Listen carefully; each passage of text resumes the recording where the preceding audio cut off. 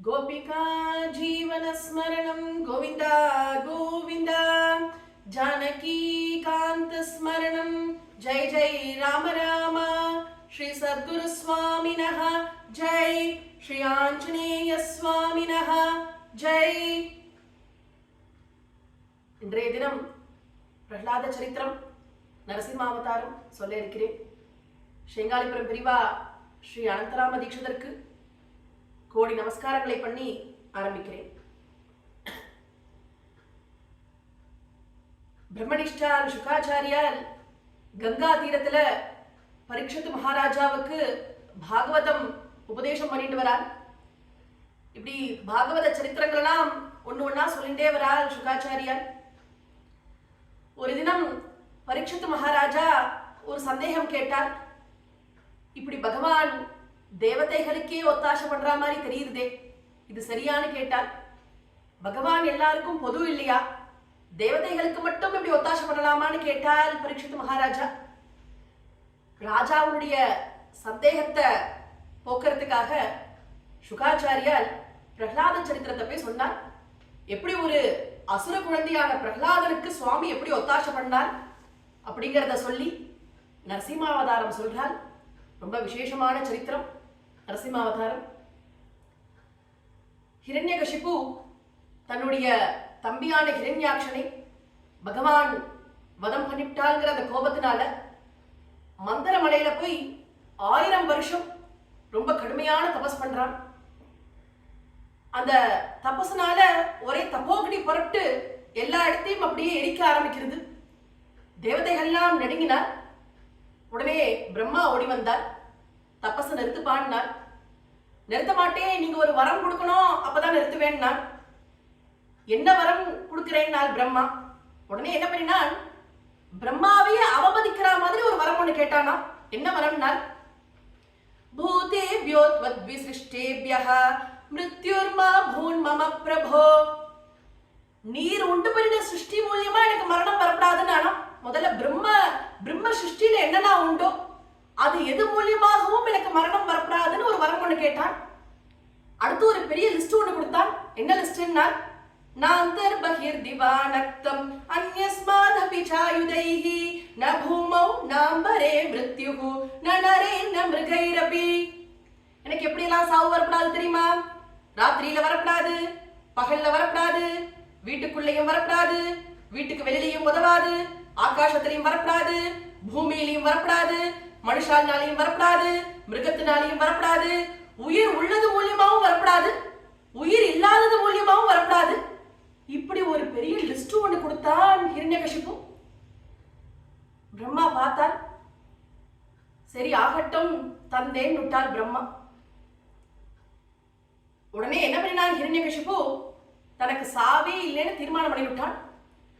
சாவே இல்லைன்னு தீர்மானம் பண்ணி என்ன பண்ணினான், முதல் காரியம் மகான்களையும் சாதுக்களையும் ஹிம்சை பண்ண ஆரம்பிச்சானா.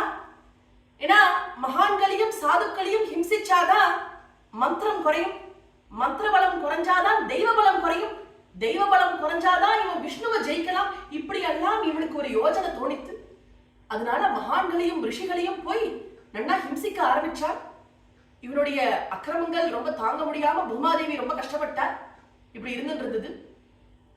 இந்த ஹிரண்யகசிபுவுக்கு 4 புத்திரர். 4வது புத்திரன் பிரஹ்லாதன். இந்த பிரஹ்லாதன் எப்படிப்பட்டவன், இந்த மகா அசுரனான ஹிரண்யகசிபுவுக்கு பிறந்திருக்கானே இந்த புத்திரன் பிரஹ்லாதன், இவன் எப்படிப்பட்டவன், மகா பாகவதோத்தமன். பிரஹ்லாதன் மகா பாகவதனா, எப்பொழுதும் பகவானையே நினைச்சிட்டு இருப்பானா, எப்பொழுதும் பகவன் நாமாவை வாய்விட்டு அலறுவானாம் பிரஹ்லாதன், எப்பொழுதும் பகவத் ஸ்மரணானாம் பிரஹ்லாதனுக்கு. இந்த உலகமே கிருஷ்ண ரூபமா தெரிஞ்சுதான் பிரஹ்லாதனுக்கு. சொல்றால், கிருஷ்ண கிரக கிரகீதாத்மா நவேத ஜெகதீத்ருஷம். இந்த உலகமே அப்படி கிருஷ்ண ரூபமா தெரிஞ்சுதான் பிரஹ்லாதனுக்கு. அப்படிப்பட்ட மகா பாகவதோத்தமன் விட்டால் பிரஹ்லாதனே. ஹிரண்யகசிபுவுக்கு 4வது புத்திரனாக பிரஹ்லாதன் வந்து பிறந்தான். பிரஹ்லாதனிடத்துல ரொம்ப பிரியம் ஹிரண்யகசிபுவுக்கு. என்ன பண்ணினான் ஹிரண்யகசிபு பிரஹ்லாதனை ஸ்கூலுக்கு அமைச்சான். ஒரு ஸ்கூல் ஒன்று ஆரம்பிச்சான். ஷண்டா மக்கால்னு இவனுடைய குருவனுடைய புத்திரால் 2 பேர். அவளை குருக்களா வச்சு ஒரு ஸ்கூல் ஒன்று ஆரம்பிச்சான். 1000 அசுர குழந்தைகளை அதுல சேர்த்தான். பிரகலாதனையும் உட்காத்தி வச்சான். உட்காத்தி வச்சு குருக்களுக்கு உத்தரவு போட்டான், பிரகலாதனுக்கு எல்லா பாடங்களும் சொல்லி கொடுக்கணும்னு. அங்க அந்த ஸ்கூல்ல ஹிரண்யகசிபு சாஸ்திரம் தான் அந்த பாடம், அங்க வேற எந்த பாடமும் கிடையாது. இவ சண்டா மக்கள் எல்லா குழந்தைகளுக்கும் ஹிரண்யகசிபு சரித்திரத்தெல்லாம் சொல்லிட்டு வந்துட்டு இருக்க.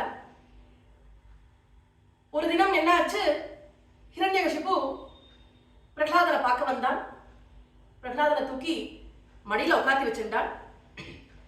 பிரகலாதா, இந்த உலகத்திலேயே எது ரொம்ப நல்ல விஷயம்னு கேட்டான். உனக்கு தெரிஞ்ச ரொம்ப நல்ல விஷயம் எது, நம்ம எதை பண்ணணும் சொல்லு நான் பிரகலாதனை பார்த்து. அதுக்கு பிரகலாதன் என்ன பதில் சொன்னான், தத் சாது மன்யே அசுரவர்ய தேஹினாம் சதா சமுத்விக்ன தியாம சக்ரஹாத் ஹித்வாத்மபாதம் கிரகமந்த கூபம் வனங்கதோ யத் ஹரிமாஸ்ரயேத். பிரகலாதன் பதில் சொல்றாள், அப்பா, நான் படிச்சதுலயே ரொம்ப நல்ல விஷயம் எது தெரியுமா? இந்த அசுர ஜென்மா எடுத்து நம்ம இந்திரியங்களை திருப்திப்படுத்தி வைக்கிறதுலயே நம்ம பொழுதுகளை செலவு பண்ணிடுறோம். இந்த சரீரம் இருக்கே, இந்த பொய்யான சரீரம், இது எப்படிப்பட்டது தெரியுமா? கிரகம் அந்த கூப்பம்ங்கிறாள். ஒரு இருண்டு போன பாழடைஞ்ச கிணறுப்பா இது, பாழும் கிணறுப்பா இது.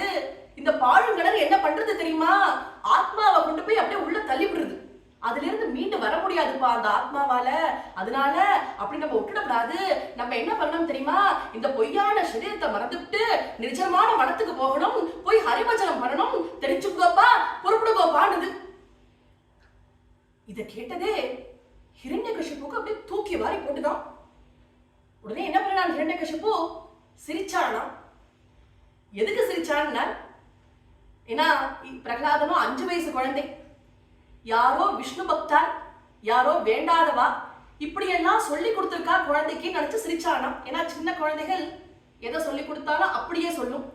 ஸோ யாரோ விஷ்ணு பக்தார் இப்படியெல்லாம் சொல்லி கொடுத்து குழந்தை மனசெல்லாம் கலைச்சு வச்சிருக்கா அப்படின்னு நினைச்சு சிரிச்சானா.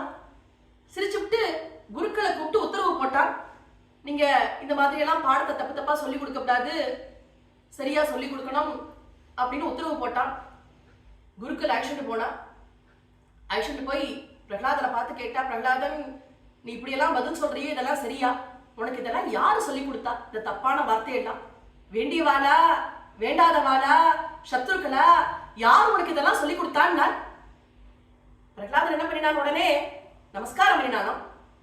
யாருக்குப்பா நமஸ்காரம் பண்றேன்னு கேட்டால், எப்படி வேதம் படிச்ச உங்களுக்கு கூட வேண்டியவா வேண்டாதவான்னு அந்த வேதவாதம் தோணும்படி எந்த ஒரு மாயையானது பண்றதோ அந்த மாயைக்கெல்லாம் அதிபதியான சர்வேஸ்வரன் நாராயணனுக்கு நமஸ்காரம் பண்றேன் நான். பிரகலாதன் பண்ணிட்டு சொன்னாலாம், வேண்டியவாளும் சொல்லிக் கொடுக்கல, வேண்டாதவாளும் சொல்லிக் கொடுக்கல. இதெல்லாம் எனக்கு எப்படி வந்தது தெரியுமா?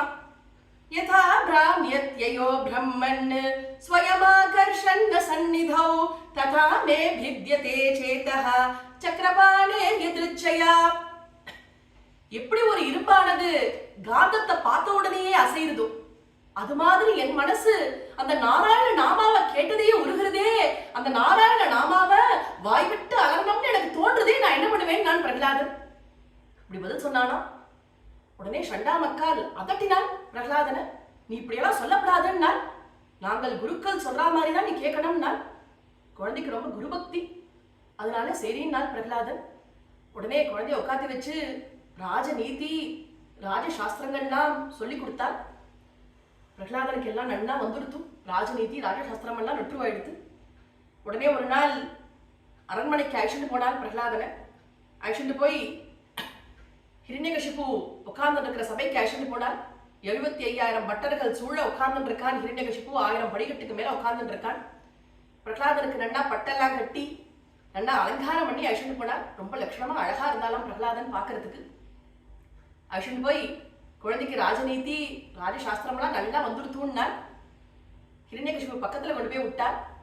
முதல் காரியம் பிரகலாதன் என்ன பண்ணினான், பாதயோஹோ பதிதம் பாலம் பிரதிநந்தியாசிஷாசுரஹ பரிஷ்வஜ்ய சிரம் தோர்பியாம் பரமாமாப நிர்விருதிம். பிதாவோட ஹிரண்யகசிபு சரணத்துல வந்து நமஸ்காரம் பண்ணினாலாம் பிரகலாதன். அத்தனை பித்ருபக்தி பிரகலாதனுக்கு. ஹிரண்யகசிபு சரணத்துல வந்து நமஸ்காரம் பண்ணினாலாம். இப்படி குழந்தை அழகா பட்டெல்லாம் கட்டிக்கிட்டு காலில் விழுந்து நமஸ்காரம் பண்றதை பார்த்ததே ஹிரண்யகசிபுக்கு ஆனந்தம் தாங்கல. குழந்தைய தூக்கி அப்படி கட்டிக்கின்றான், மடியில வச்சுக்கின்றான் பிரகலாதனை. ஆனந்தப்பட்டான் நாம் ஹிரண்யகசிபு. மடியில வச்சுக்கிண்டு பிரகலாதனை பார்த்து கேட்டான், பிரகலாதா, நீ குரு கிட்ட படிச்சதுலயே ரொம்ப நல்ல பாடம் எது? குரு சொல்லி கொடுத்ததுல ரொம்ப நல்ல பாடம் எது? இந்த கேள்விதான் கேட்டான் பிரகலாதனை பார்த்து. பிரகலாதன் பதில் சொல்றார், அப்பா, நான் குருட்ட படிச்சதுலயே ரொம்ப நல்ல பாடம் எது தெரியுமா? ஸ்ரவணம் கீர்த்தனம் விஷ்ணோஹோ ஸ்மரணம் பாத சேவனம் அர்ச்சனம் வந்தனம் தாஸ்யம் சத்யமாத்ம நிவேதனம் இதி பும்சார்பிதா விஷ்ணோ பக்திஷ்சேனவலக்ஷணா கிரியதே பகவத்யத்தா தன்மன்யேதீதமுத்தமம். ஹே பிதா, நான் குருவிடத்துல படிச்சதுலயே எது ரொம்ப வசதியான பாடம் தெரியுமா? சர்வேஸ்வரனுடைய கல்யாண குணங்களை மகான்கள் வாக்கிலிருந்து கேட்கணும், அல்லது நாவாகவே வாக்குனால அலறணும், அல்லது அகோராத்திரம் பகவானை ஸ்மரிக்கணும், அல்லது பாத சேவை பண்ணணும், அல்லது துளசியினால அர்ச்சனை பண்ணணும், அல்லது அக்ரூரை போல அவன் சங்கதியில எப்பொழுது நமஸ்காரம் பண்ணணும், அல்லது அர்ஜுனை போல சகாவாய் பாவிக்கணும், அல்லது மகாபலியை போல ஆத்ம நிவேதனம் பண்ணணும், அல்லது கோபிகைகள் போல அத்தனையும் கிருஷ்ணார்ப்பணமாக பார்க்கணும். இப்படி 9 விதமான பக்தியில ஏதாவது ஒரு பக்தியை நம்ம கை கொள்ளலைனா இந்த ஜன்மா வீணா போயிடும்பான்னார். இது கேட்டதே தூக்கி வாரி போட்டுதான் சண்டா மக்காளுக்கு. ஏன்னா இவன் என்ன கேள்வி கேட்டிருக்கான்? குருவினிடத்துல படிச்சதுலயே இது நல்ல பாடம்னு கேட்டிருக்கான். பிரகலாதன் பொய் சொல்ல மாட்டான், எல்லாருக்கும் தெரியும். இந்த பாடத்தை போய் சொல்லிவிட்டார். இது யாரு சொல்லி கொடுத்ததுன்னா நாரதர் சொல்லி கொடுத்திருக்கார். பின்னாடி சொல்ல போறார் பிரகலாத சுவாமி இது எப்படின்னு. நாரதர் பிரகலாதன் அம்மா கர்ப்பத்துல இருக்கும் பொழுது பண்ணின உபதேசம் இது. எந்த குரு சொல்லி கொடுத்தா என்ன? அதனால குருட்ட படிச்சதுல நல்ல பாடம்னு கேட்டதே இந்த பதில போய் சொல்லிவிட்டார் பிரகலாதன். இதை கேட்டதே நடுங்கினாலா ஷண்டா மக்கால். இது நாங்க சொல்லி கொடுக்கல, எங்களுக்கு தெரியாதுங்க. இது நாங்க சொல்லி கொடுக்கல, எங்களை ஒண்ணும் பண்ணிவிடாதீங்க. நாங்களும் சொல்லி கொடுக்கல, சத்ருவும் சொல்லி கொடுக்கல. இது ஏதோ உங்க குழந்தைக்கு ஜன்மாந்திரிகமான வாசனைன்னு விட்டால் ஷண்டா மக்கால். உடனே அதட்டினான் குழந்தைய. ஏண்டா குரு சொல்லி கொடுக்கலனா இந்த அமங்கலமான சப்தங்கள்லாம் உனக்கு எப்படிடா வந்ததுன்னு கேட்டான். அதட்டினான் குழந்தைய பார்த்து. பிரகலாதன் சொன்னாள், ஹே பிதா, என் பிரபு நாராயணன் இடத்துல சரணபக்தி வரணுமே ஆனா தலைகீழா நின்னா கூட வந்துடாதுப்பா, சூரியோபாசனம் பண்ணினா கூட வந்துடாதுப்பா. அதுக்கு என்ன பண்ணணும் தெரியுமா?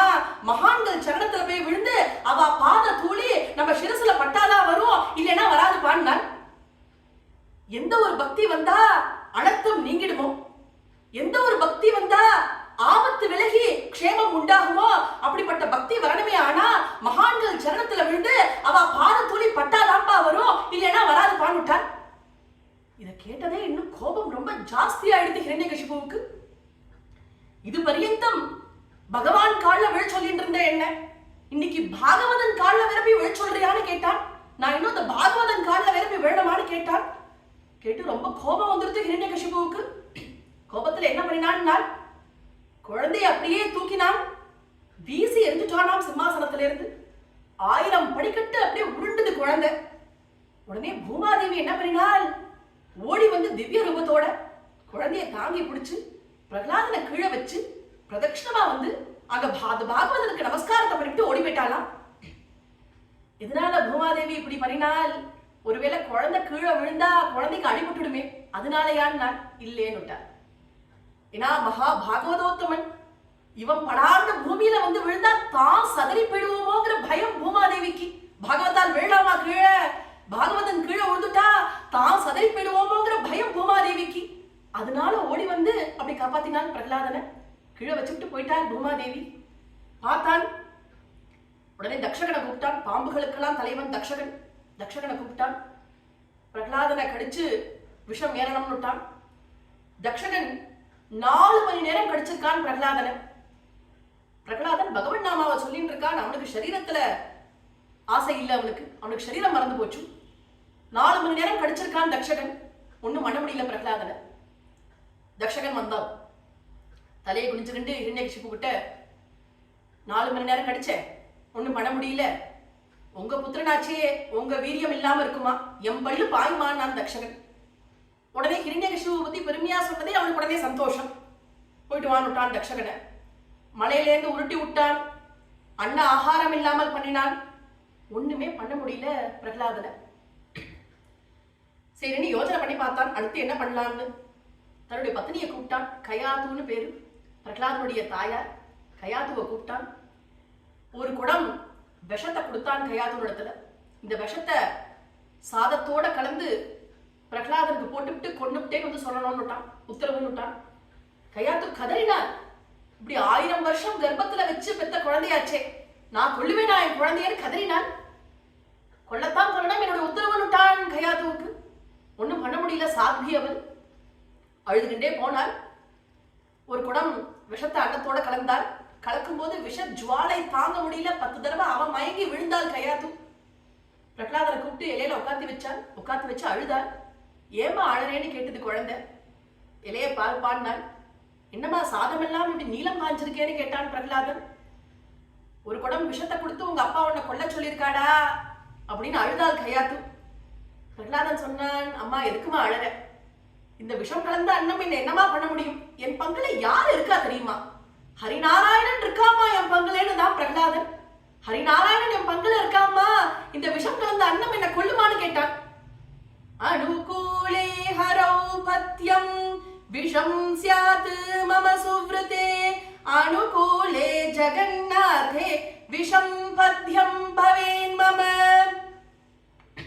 இப்படி இந்த விஷம் கலந்த அன்னம் எனக்கு ஒரு பெரிய ஔஷதமா, ஒரு பெரிய மருந்தா மாறிடுமா, இது என்ன கொள்ளுமான்னு கேட்டான். என் பங்குல யார் இருக்கான்னு தெரியுமா, ஹரிநாராயணன் ஜெகநாதன் இருக்காமா என் பங்குலன்னு தான் குழந்தை.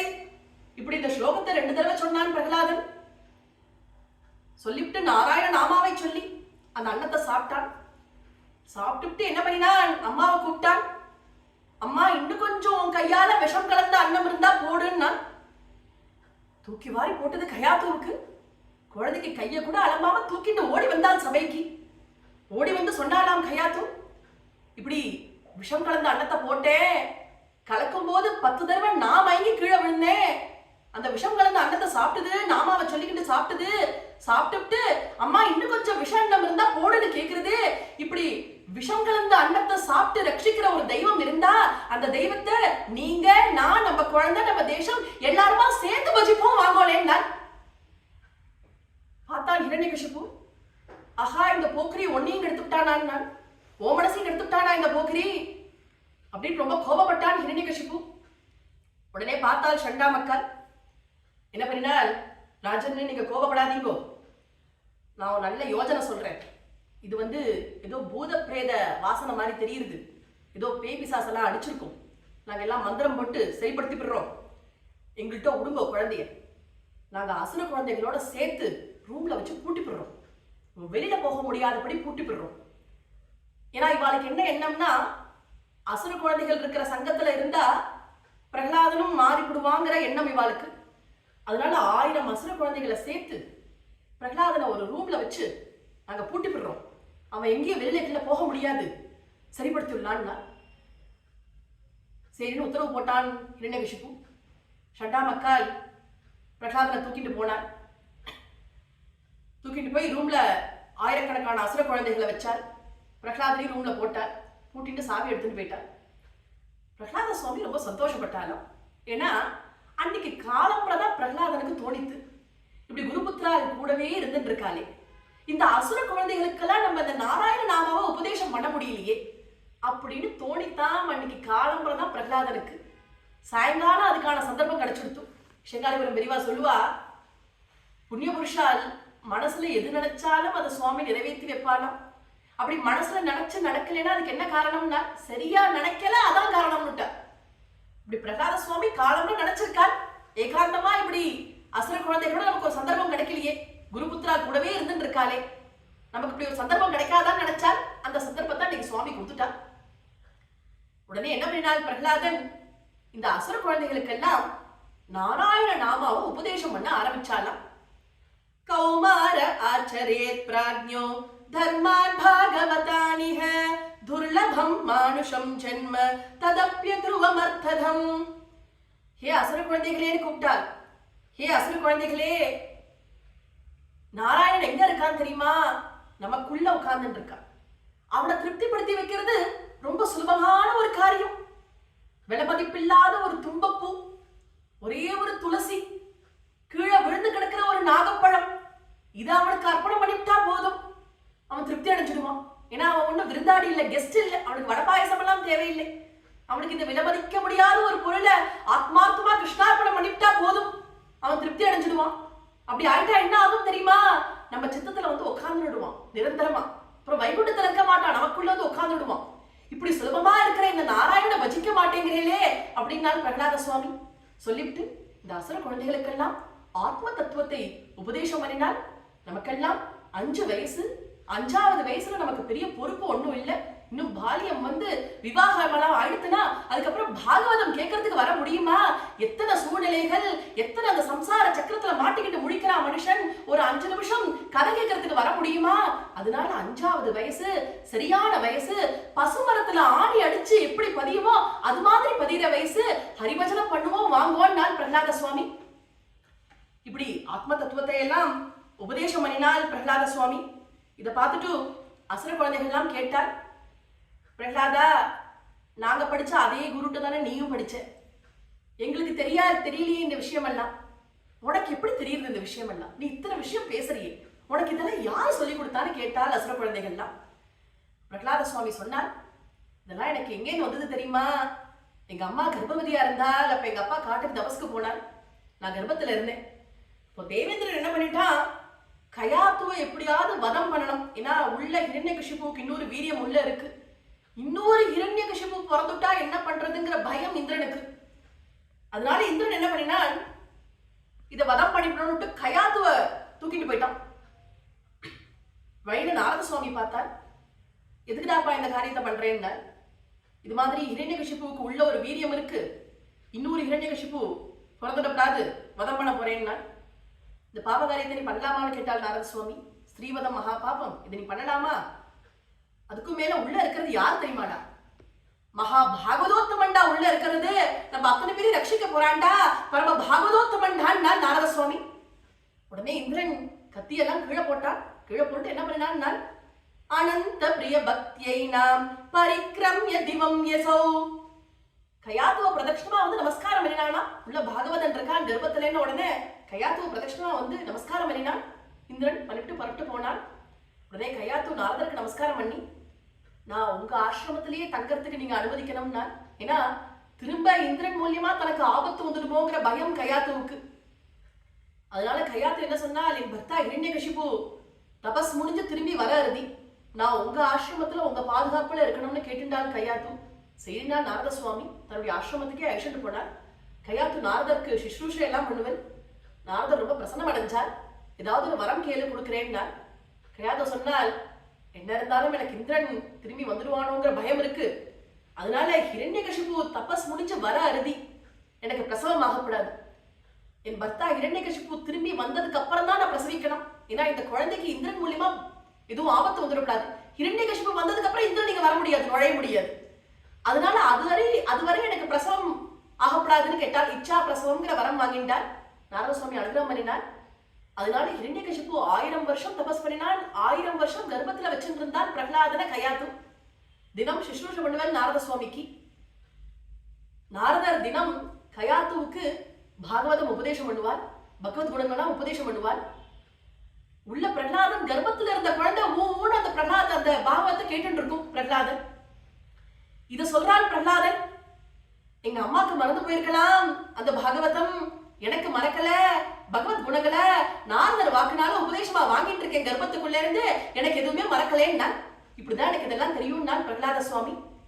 அசுர குழந்தைகள் எல்லாம் சொன்னால் பிரகலாதனை பார்த்து, ஹே பிரகலாதா, இந்த பகவான அடையறதுக்கு சரியான மார்க்கம் இது, சுலபமான மார்க்கமானு எனக்கு சொல்லி கொடுக்கணும் எங்களுக்கெல்லாம். ஏன்னா எங்களுக்கெல்லாம் ரொம்ப கஷ்டமான மார்க்கம் எல்லாம் எங்களால முடியாது. இந்த பகவான அடையறதுக்கு ரொம்ப சுலபமான மார்க்கம் ஏதாவது இருந்தா எங்களுக்கு சொல்லிக்கூடேன்னு கேட்டது இந்த அசுர குழந்தைகள்லாம். உடனே பிரகலாதன் சொல்றார், பகவான அடையறதுக்கு சுலபமான மார்க்கத்தை சொல்றார் பிரகலாதன்.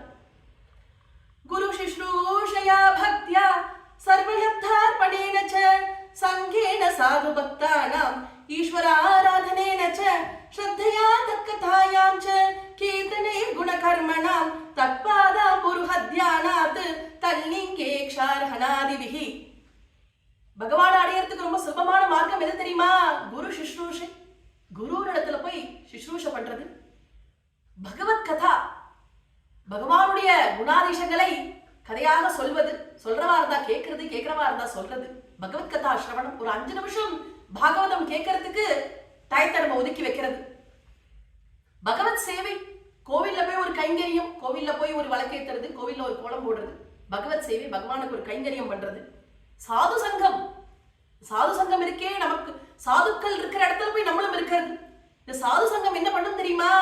நம்ம தனியா பகவானை பார்த்து போக வேண்டாம், அது தானா நம்மள பகவான் இடத்துல கொண்டு போய் சேர்த்துப்படும். சோ இது ரொம்ப சுலபமான மார்க்கம். இதை விட பரம சாதனம் வேற ஒண்ணுமே கிடையாதுன்னுட்டார் பிரகலாத சுவாமி. இதுக்கு மேல பரம சாதனம் வேற எதுவுமே இல்ல, இது ரொம்ப சுலபமான மார்க்கம்னு இப்படி எல்லாம் உபதேசம் பண்ணினால் இந்த அசுர குழந்தைகளுக்கு, இந்த குழந்தைகளுக்கெல்லாம் என்ன தோணி போச்சோ, இத்தனை நாள் இந்த குருபுத்திரால் சொல்லி கொடுத்த பாடங்கள்லாம் தப்புன்னு தோணி போச்சு. இன்னைக்கு பிரகலாதன் சொல்லி கொடுக்கிற இந்த பாடம் தான் சரியான பாடம்னு தோணி போச்சு அந்த அசுர குழந்தைகளுக்கெல்லாம். நன்னா வாங்கி எடுத்து நாராயண நாமாவா மனசுக்குள்ள இப்படி எத்தனையோ ஆத்ம தத்துவங்களை பிரகலாதன் அசுர குழந்தைகளுக்கு உபதேசம் பண்ணி அந்த அசுர குழந்தைகள்லாம் நாராயண நாமாவை ஜபிக்க ஆரம்பிச்சுடுத்து. எல்லாம் கண்ணை மூடிக்கிட்டு பஜனை பண்ண ஆரம்பிச்சுடுத்து. நாராயணா நாராயணான்னு. சண்டாமக்காலுக்கு சத்தம் கேட்டு ஓடி வரா. இதேனடா அது கூத்தா இருக்கேன்னு ஓடி வந்து பாக்குறா. எல்லாம் கண்ணை மூடிக்கிட்டு கண்ணு கண்ணீருமா நாராயண நாமாவை சொல்லிக்கிட்டு பஜனை பண்ணிட்டு இருக்கு அசுர குழந்தைகள். பார்த்தால் ரொம்ப கோபம் வந்துருத்து ஷண்டா மக்காலுக்கு. உடனே அழைச்சிட்டு போனார், பிரகலாதன் தூக்கிட்டு போனார், ஹிரண்யகசிபு அரண்மனைக்கு அழைச்சிட்டு போனார். இது மாதிரி உங்க புத்திரன் தான் கெட்டதும் இல்லாம ஊர் குழந்தைகளையும் கெடுத்துட்டான், எல்லாமா சேர்ந்து நாராயண நாமாவை சொல்லிட்டு இருக்கு, எங்களால இனிமே எதுவுமே பண்ண முடியாது அப்படின்னு ஹிரண்யகசிபு இருக்கிற சபையில கொண்டு போய் விட்டுட்டால் பிரகலாதனை. ஹிரண்யகசிபு பார்த்தான், ரொம்ப கோபம் வந்து அதட்டினானாம். எங்கேருந்து நான் வந்தது உனக்கு இந்த பலம்னு கேட்டான். கஸ்தே பலமித்தீன்னா, உனக்கு இந்த பலத்தை யாருடா கொடுத்தான்னா ஹிரண்யகசிபு. இதுக்கு பிரகலாத சுவாமி பதில் சொல்றார். இந்த இடத்துல நாராயணியத்திலேருந்து ஒரு ரெஃபரன்ஸ். நாராயணியம் ஸ்ரீபட்டத்ரி குருவாயூரப்பன் நேர்ல பார்த்து எழுதின கிரந்தம், ரொம்ப விசேஷமான கிரந்தம். ஒவ்வொரு ஸ்லோகமும் குருவாயூரப்பன் அங்கீகரிச்சு எழுதின கிரந்தம் நாராயணியம். இதுல இந்த பிரகலாத சரித்திரம் எழுதும் பொழுது பட்டத்ரி இந்த இடத்துல குருவாயூரப்பனை பார்த்து கேட்கிறார், ஹே குருவாயூரப்பா, பிரதபிதா ஸ்ருண்வன் பால பிரகரமகிலம் த்வஸ்துதி பரம் ருஷாந்த பிராகைனம் குலஹதக கஸ்தே பலமிதி பலம் மே வைகுண்டஸ்தவ ச ஜகதாம் சாபி சபலம் சயேவ த்ரைலோக்யம் சகலமிதி தீரோய மகதீத். ஹே குருவாயூரப்பா, 5 வயசு குழந்தையான பிரகலாதனை பார்த்து இந்த மகா அசுரன் ஹிரண்யகசிபு கஸ்தே பலமித்தி, எங்கேதுடா உனக்கு இந்த பலம் வந்ததுன்னு கேட்டானாமே. அப்போ பிரகலாதன், பலமே வைகுண்டஹா, ஹே பிதஹா, எனக்கு யாரு பலம் தெரியுமா? வைகுண்டபதியான நாராயணனே எனக்கு பலம். எனக்கு மட்டுமல்ல, என்ன அதற்ற உங்களுக்கும் அவன்தான் பலம். உங்களுக்கு மட்டுமல்ல, உங்களை சுத்தி இருக்கிற 75,000 பட்டர்களுக்கும் அவன்தான் பலம். அவளுக்கு மட்டுமல்ல, இந்த திரிலோகத்துக்கும் அவன்தான் பலம்னு சொன்னானாமே. இது சத்தியமானு கேட்டான்.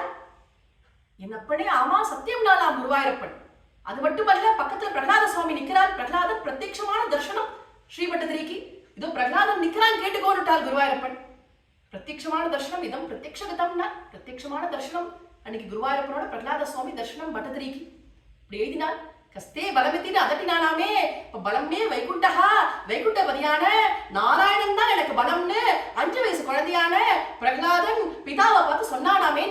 என் அப்பனே, ஆமா சத்தியம் நானாம் குருவாயூரப்பன். இப்படி சொன்னால் பிரகலாதன். சொன்னால், ஹே பிதஹா, ஒரு மனுஷன் ராஜ்யத்துக்குள்ள ஜெயம் வந்துருத்து, சத்ருக்குள்ள ஜெயிச்சுட்டேன்னுட்டு ராஜ்யத்துக்குள்ள வரான். ஆனா இங்க இருக்கிற 6 சத்ரு, காம குரோதம் மதம் லோபம் மோகம் அசூகைங்கிற அந்த 6 சத்ருவை அவனால ஜெயிக்க முடியல. ஜெயிக்க முடியாத அந்த மனசு இருக்கே, அதுதான்ப்பா பெரிய சத்ரு. அதனால அந்த மனசை கட்டுப்படுத்தி வச்சுங்கோப்பா, உங்களுக்கு வெளியிலேருந்து வேற சத்ருவே கிடையாதுப்பான்னு நான் பிரகலாதன். அப்பதான் ஹிரண்யகசிபுக்கு ரொம்ப கோபம் வந்துதான்.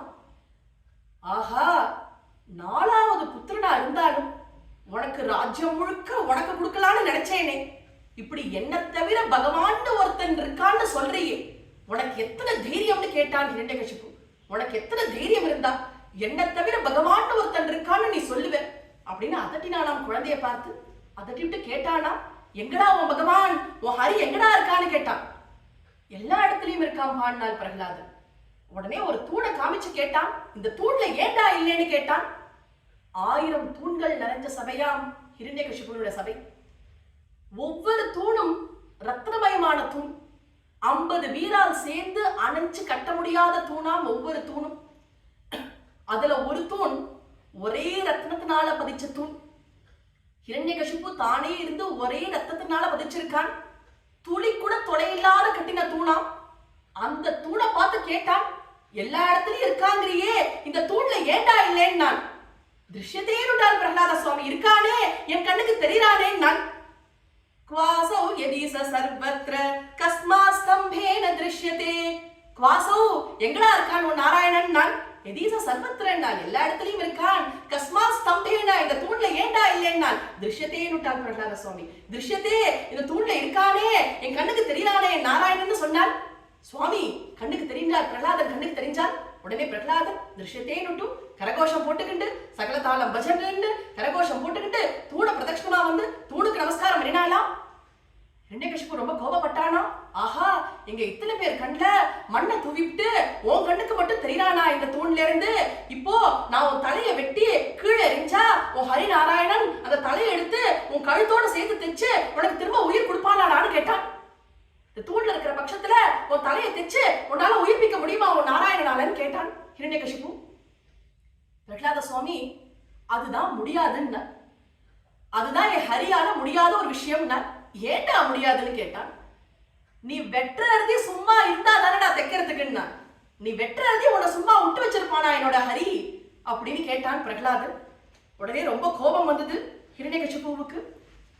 கத்தி எடுத்துக்கின்றான்.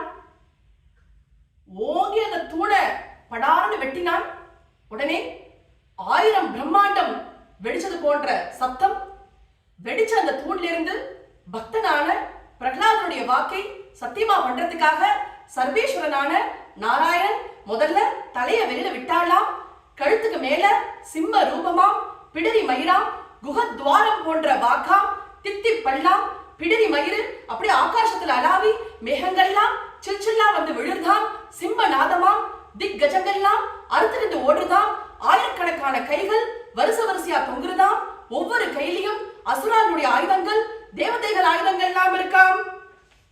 சத்யம் விதாத்தும் நிஜபிருத்ய பாஷிதம் வியாப்திம் ச பூதேஷு அகிலேஷு சாத்மனஹ அத்ரிஷிதாத்புத ரூபமுத்வஹன் ஸ்தம்பே சபாயாம் ந மிருகம் ந மானுஷம்.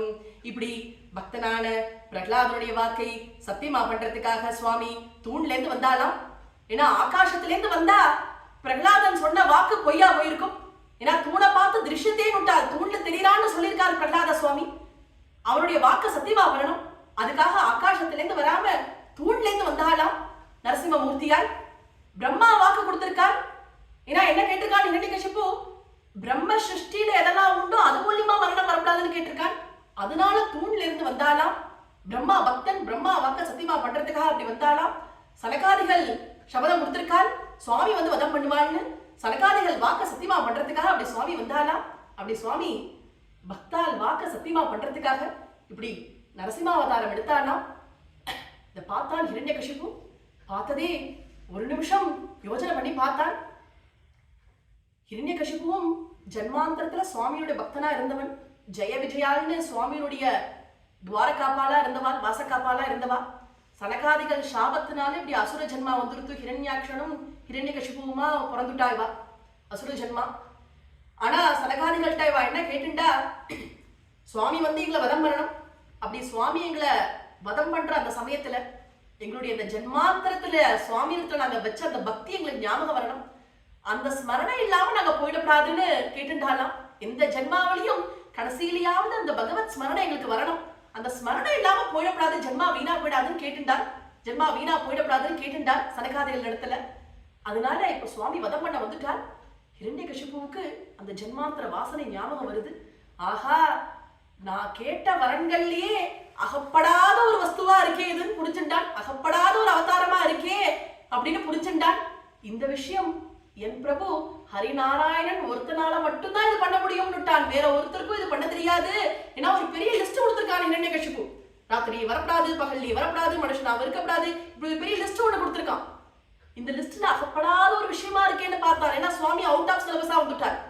இந்த லிஸ்ட்ல அகப்படாத ஒரு விஷயமா இருக்கே, இந்த விஷயம் பண்ணணும்னா என் பிரபு நாராயணன் ஒருத்தனாலதான் முடியும், வேற ஒருத்தருக்கும் இப்படி பண்ண தெரியாதுன்னு நினைச்சிருந்தான் ஹிரண்யகசிபு. இருந்தாலும் யுத்தம் பண்ணுவோம்னு கதை எடுத்துக்கிண்டு வெளியில வந்தானா சுவாமி. ஆயிரக்கணக்கான கைகள்னால ஹிரண்யகசிபுவை கட்டி இழுத்தார். என்ன பண்ணினான், சுவாமி கையிலேருந்து நழுவி ஓடிட்டானா. அப்பதான் தேவதைகள்லாம் நடுங்கினான். ஆஹா, இப்படி நரசிம்மமூர்த்தி கையிலேருந்து நழுவிட்டானே, இனிமே வைகுண்டம் தொலைஞ்சு போயிடுமோன்னு பயந்தால் தேவதைகள்லாம். என்னன்னா பிரகலாதன் திருஷ்யத்தேன்னு சொல்லும் பொழுது மணி 4. சுவாமி தாமசிக்கப்படாதுங்கிறதுக்காக பிரகலாதன் வாக்க உடனே தட்சணம் சத்தியமா பண்ணணும். அதனால உடனே அவதாரம் பண்ணிவிட்டார். 4 மணிக்கே நரசிம்ம அவதாரம் பண்ணிவிட்டார். பிரம்மா என்ன வரம் கொடுத்திருக்காள், பகல்லையும் சாவில்லை ராத்திரிலையும் சாவில்லைன்னு கொடுத்திருக்கார். அதனால மகாபிரதோஷ காலத்துக்காக வெயிட் பண்ணிட்டு இருக்காள் சுவாமி. 2 மணி நேரம் இருக்கு. அதனால பக்தனோட கொஞ்ச நாள் விளையாடுவோமேனு விளையாடினாலாம். ஹிரண்யகசிபுவும் பக்தன் தானே, பக்தனோட கொஞ்ச நாள் விளையாடுவோமேனுட்டு சுவாமி அப்படி விளையாடினாலாம். உடனே மகாபிரதோஷ காலம் வந்த உடனே சுவாமி ஆயிரக்கணக்கான கைகள்னால ஹிரண்யகசிபுவை கட்டி இழுத்தாலாம். உள்ளேயும் இல்லாமல் வெளியிலையும் இல்லாமல், சபையினுடைய வாசப்படியா, ஆகாசமும் இல்லாமல் பூமியும் இல்லாமல், சுவாமியினுடைய தொடையா, இரவும் இல்லாமல் பகலும் இல்லாமல், மகாபிரதோஷ காலமா, மிருகமும் இல்லாமல் மனுஷனும் இல்லாமல், நரசிம்ம ரூபமா, உயிர் உள்ளதும் இல்லாமல் உயிர் இல்லாததும் இல்லாமல், நகங்களை ஆயுதமா வச்சிருந்தால் சுவாமி. ஹிரண்யகசிபுவை தூக்கி மடியில போட்டுக்கிட்டு கருடன் எப்படி பாம்பை பீறி எடுக்குமோ அது மாதிரி ஹிரண்யகசிபு சரீரத்தை பீறி அவன் கொடல உருவி அப்படி மாலையா போட்டுக்கிண்டு அவன் சிம்மாசனத்துல ஏறி உட்கார்ந்து கர்ஜிக்க ஆரம்பிச்சுட்டாராம். தேவதைகள்லாம் பார்த்து நடுங்கினாள்.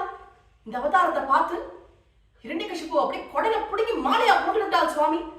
போட்டுட்டு கர்ஜிக்கிறார்.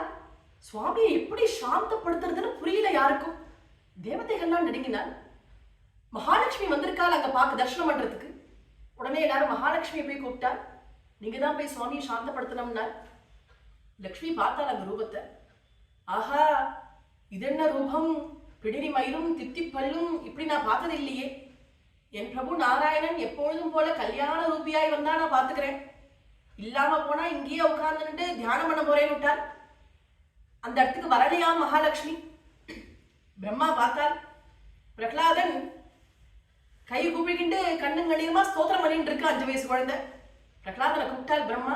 பிரகலாதா, நீதாப்பா பாந்தப்பட்டவன், நீ போய் சமாதானப்படுத்தணும் நான் பிரகலாதனை கூப்பிட்டு. உடனே பிரகலாத சுவாமி ஓடி போனாலாம். ஸ்தோத்திரம் பண்ணிட்டு சுவாமியே ஸ்தோத்திரம் பண்ணிட்டு ஓடி போனார். உடனே சுவாமி தட்சணம் அப்படியே சாந்தமாயிட்டார். சாந்தமானதே பிரகலாதனை பார்த்து சுவாமி சொன்னார், பிரகலாதா ஏதாவது ஒரு வரம் ஒண்ணு கேளு, உனக்கு தரேன்னார். பிரகலாதன் சொன்னார், இது ரொம்ப நன்னா இருக்கே, வரம் கேட்டுட்டா நான் வியாபாரி ஆயிடுவேனேன்னா. இது என்ன பிசினஸா, நான் வியாபாரியா, வரம் கேட்க மாட்டேன்னார் பிரகலாதன். இல்லப்பா ஏதாவது ஒன்று நீ கேட்டுதான் ஆகணும்னார். அப்படியானா வரம் கேட்கணுங்கிற அந்த ஆசையே இருக்கக்கூடாது, அப்படி ஒரு வரம் எனக்கு கொடுங்கன்னார்.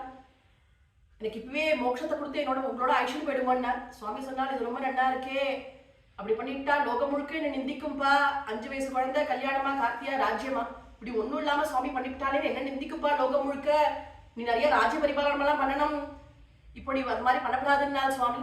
ரொம்ப நிர்பந்தப்படுத்தி கேட்டார், ஏதாவது ஒரு வரம் கேளுன்னார். உடனே பிரகலாதன் சொன்னால், அப்படியானா ஒரு வரம் எனக்கு கொடுங்கன்னார். என்ன வரம்னு கேட்டார். என் பிதா ஹிரண்யகசிபு எத்தனையோ உங்களை நிந்திச்சிருக்கான், உங்களை ரொம்ப அவதூறா பேசியிருக்கான். ஆனா பகவத் அபச்சாரத்துக்கு பிராயஷ்சித்தம் உண்டு, அதெல்லாம் கூட பரவாயில்லை.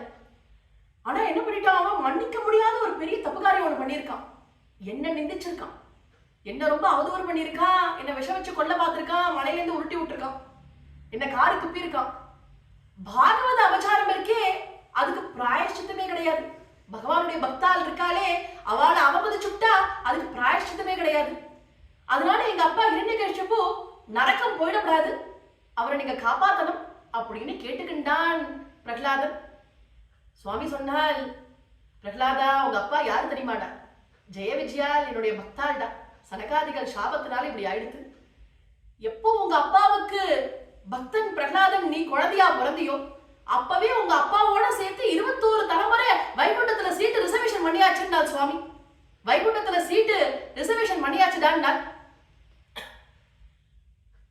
உடனே பிரகலாதன் சுவாமிக்கு நமஸ்காரம் பண்ணி லக்ஷ்மி சகிதம் தர்சனம் கொடுக்கணும்னு கேட்டுக்கின்றான். உடனே சுவாமி கல்யாண ரூபியாய் மகாலட்சுமி சகிதம் பிரகலாதனுக்கு தர்சனம் கொடுத்தார். பிரகலாதனுக்கு ராஜ்யாபிஷேகம் எல்லாம் பண்ணி வச்சு பிரகலாதன் பகு வருஷம் ராஜ்ய பரிபாலனம் பண்ணினார். இப்படி பிரகலாத சரித்திரம், நரசிம்ம அவதாரம் ரொம்ப விசேஷமான சரித்திரம். இந்த நரசிம்ம அவதாரத்தை எங்க சேங்காரிபுரம் பிரிவா அனந்தராம தீட்சிதர் சொல்லி கேட்டா நமக்கு அப்படியே அந்த நரசிம்ம அவதாரம் நம்ம கண்ணு முன்னாடி தெரிஞ்சிடும். அப்படி ஒரு வாக்குனால வர்ஷிச்சிருப்பார் சாக்ஷாத் பட்டத்திரியோட அவதாரம் அவா.